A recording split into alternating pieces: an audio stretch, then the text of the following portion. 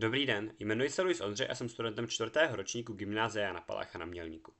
Moje středoškolská odborná činnost spadající do oboru číslo 1, matematika a statistika, nese název číselné soustavy známé i neznámé.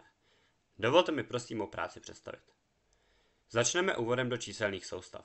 Počítáme s nimi každodenně, ať si to možná neuvědomujeme. Dovolím si odhadovat, že většina zná desítkovou soustavu, ve které provádíme drtivou většinu všech počtů, že počítače obvykle používají binární, tedy dvojkovou soustavu, a někteří určitě ví, že existují i další. Pro představu mějme číslo třeba 420 desítkové soustavy. To soustavu značí dolní index za číslem, což je tady ta desítka. Nyní si toto číslo rozepíšeme. Proto se nám bude hodit vědět, kde máme jednotky, desítky a stovky. Postupně si všechny číslice očísluji od nuly a začínám u jednotek. Už když toto číslo vyslovujeme, začínáme 400. 100 je 10 na druhou, jak říká pozice stovek, kterou jsme si označili číslem 2. A to, že to jsou 400, nám ukazuje čtyřka v zápisu. Proto si přepíšu první čtyřku jako 4 x 10 na druhou. Dále při čtení čísla pokračujeme 420. Tak jako jsme si rozepsali 400, analogicky 20 přepíšeme jako 2 x 10 na prvou. Obdobně poslední číslici 0 zapíšeme jako 0 x 10 na nultou. 4 x 10 na druhou můžeme přepsat jako 400, 2 x 10 na prvou jako 20 a 0 x 10 na nultou nám zmizí. To sečteme a tada, dostáváme se zpátky k číslu 420. Mějme další příklad, třeba toto číslo v binární soustavě. Nyní si opět od nuly výše očíslujeme zprava řádovou velikost číslic. Stejně jako u minulého příkladu přepíšeme naše číslo jako součet číslic krát jejich řádové velikosti. Řádová velikost je vždy základ umocněný na to pořadí, které když čteme zleva, nám u tohoto příkladu klesá od 7 k 0. Můžeme tedy začít přepisovat. Jako první bude 1 x 2 na 7. K tomu přičteme 0 x 2 na 6, což ale bude 0, takže to rovnou můžeme vyřadit. Další bude 1 x 2 na 5, po čemž pokračuje 0 x 2 na 4, to je 0, takže to vymažeme. Dále by bylo 0 x 2 na 3, což je opět 0 a rovněž to smažu. 1 x 2 na druhou už ale v součtu nechám. 0 x 2 na prvou mohu rovnou smazat a posledním členem v součtu bude 1 x 2 na nultou. 2 na 7 je 128, 2 na 5 je 32, 2 na druhou jsou 4 a 2 na nultou je 1.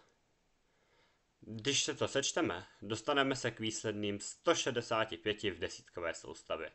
Tyto čísla jsou si rovna a nyní jsme úspěšně převedli číslo z binární soustavy do desítkové. V tuto chvíli už můžeme tvrdit, jak fungují číselné soustavy s přirozeným základem. Má práce se ale zabývala složitějšími, těmi téměř neznámými číselnými soustavami. Mezi jednodušší z nich patří číselné soustavy se záporným základem. Ty byly vytvořeny, abychom nemuseli používat tzv. Znaménkový bit ve dvojkové soustavě. Je mnoho způsobů, jak se s ním počítá. Může fungovat jako mínus, pokud je první bit jednička, číslo je záporné, v opačném případě bude číslo kladné. Existuje také jedničkový doplněk vymyšlený pro snadnější tvoření opačného čísla, kde počítáme od 0 do 127 a poté od minus 127 do minus 0.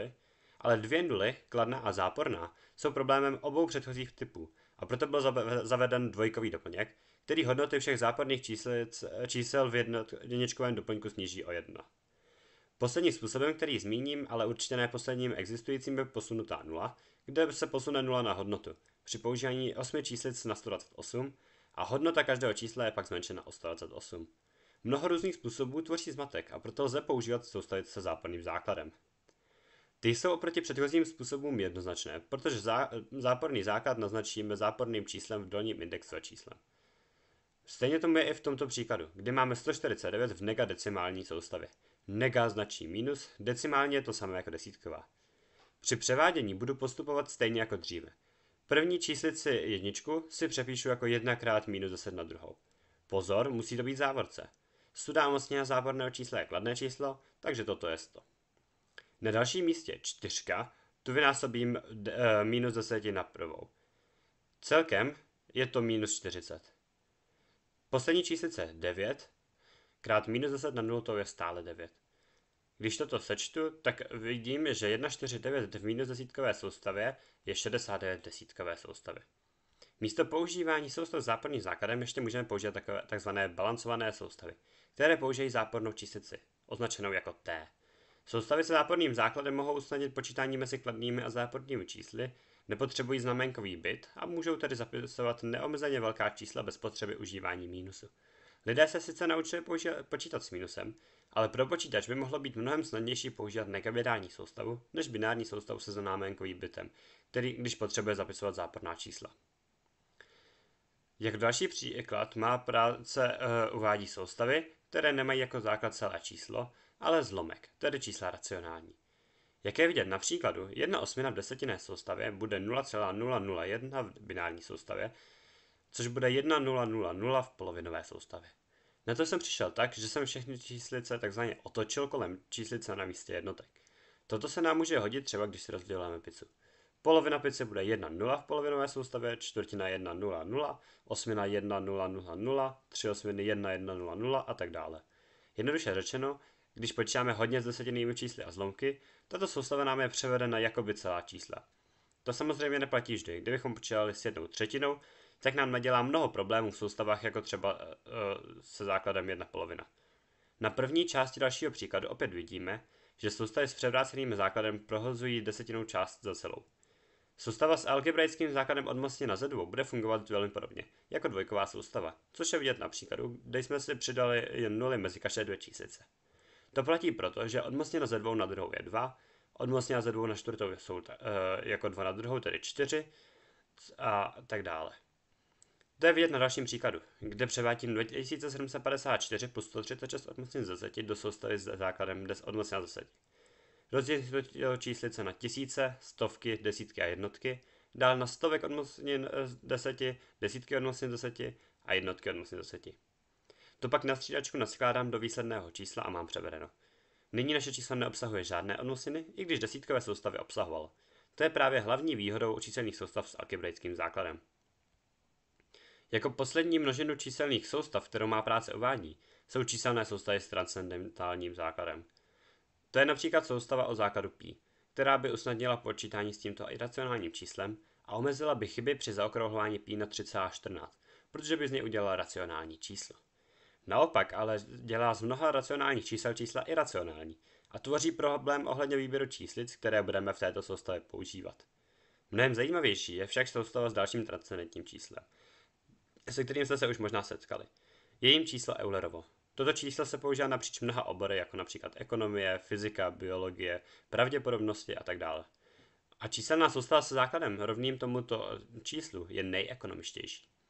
To má výhody oproti dvojkové soustavě, která používá jenom dvě číslice, 0 a 1, ale zápis čísel bývá mnohem delší než v jiných soustavách. Ale zároveň je to výhodou oproti soustavě se základem třeba 16, protože musíme používat 16 číslic, ale za to jsme schopni napsat 256 čísel pomocí dvoumístného čísla. Jak vidíme na grafu, když je základ menší než Eulerovo číslo, ekonomika tohoto základu rapidně stoupá a užívání takové soustavy je krajně neefektivní. Stejně tomu je, když budeme používat s základem jako velmi velké číslo. Pomocí vzorců v prezentaci lze spočítat ekonomika každé číselné soustavy a dostaneme z toho minimum pro Eulerovo číslo. Právě proto můžeme tvrdit, že tato soustava by byla nejefektivnější. V praktické části jsem se snažil naprogramovat v jazyce C# konzolovou aplikaci Převodník, který převádí čísla.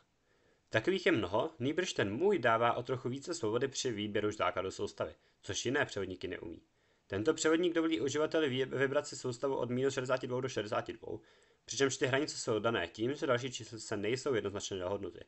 Jinak můj převodník umí převádět i desetinná čísla a u soustav s základem větší než 10 používá jako číslice i velká a posléze malá písmena anglické abecedy, jak je vidět na třetím příkladu. Cílem práce bylo popsat fungování soustav s různými základy a hledat jejich využití. To bylo upřímně tou nejtěžší částí, neboť by tyto soustavy měly nějaké možné hezké využití. Listuje zvyklé na používání desítkové soustavy skoro všude. Teoreticky by však číselné soustavy s základem odlišným, než má každodenně používaná desítková soustava, mohly najít využití v případě, kdy počítáme s mnoho se zápornými, algebraickými nebo také transcendentními čísly. Jako další návaznost na mou práci lze samozřejmě uvést pokračování s dalšími obory čísla jako základ číselných soustav.